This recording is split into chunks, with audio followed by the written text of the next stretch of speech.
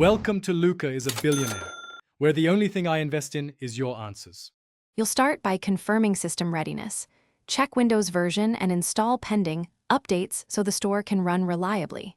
Once done, create or switch to a local Windows account if you prefer not to sign in with a Microsoft account.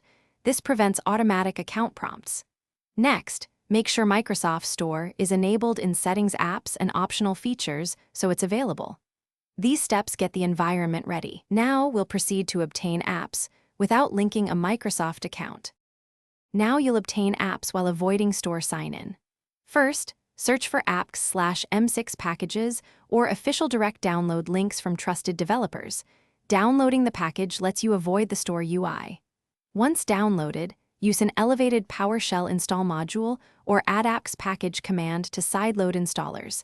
This works because Windows supports manual app installation. Alternatively, choose verified portable builds or reputable third-party repositories. They often don't require store validation.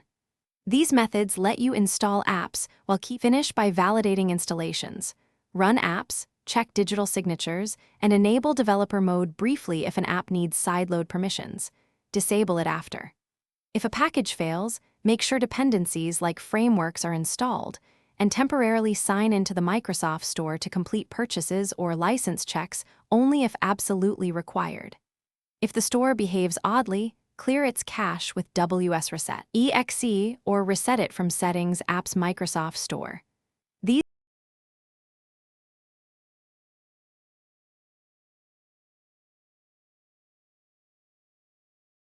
Thanks for watching and please subscribe. It's the best investment you'll ever make.